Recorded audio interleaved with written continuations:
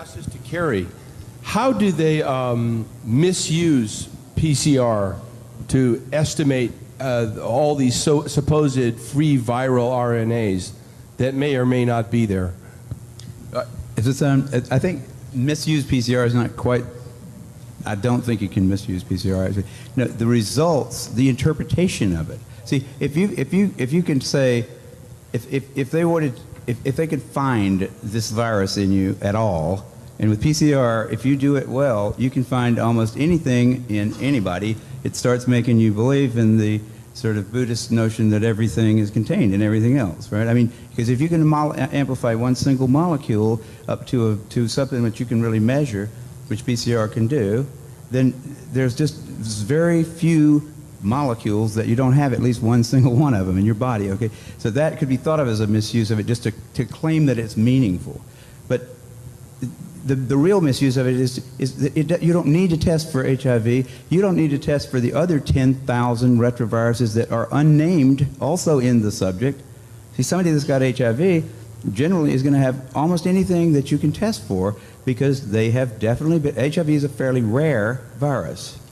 There's only 1 million of us out of 250, 300 million people in America that have that virus.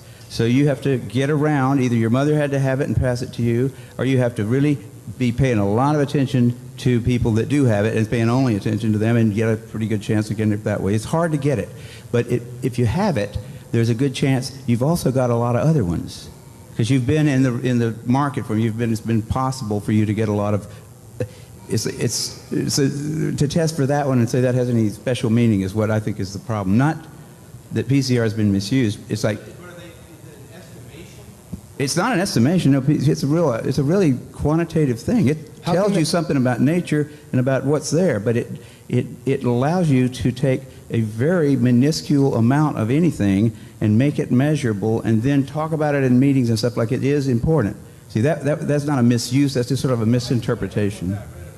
It is. No, there's very little of what they call HIV, and what's been brought out here by Phil Pott and Isai already.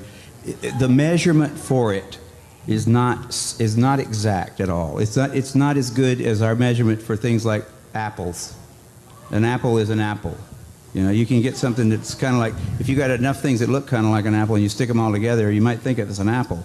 But and HIV is like that. Those tests are all based on things that are invisible, and the results are inferred in a sense. PCR is separate from that. It's just a process that's used to make a whole lot of something out of something. That's what it is. But it's not. It doesn't tell you that you're sick, and it doesn't tell you that the thing you ended up with really was going to hurt you or anything like that. That's what it's not. So even if you believe in HIV, it can't tell the difference between virus particles or active live virus. I mean, there's a lot of questions.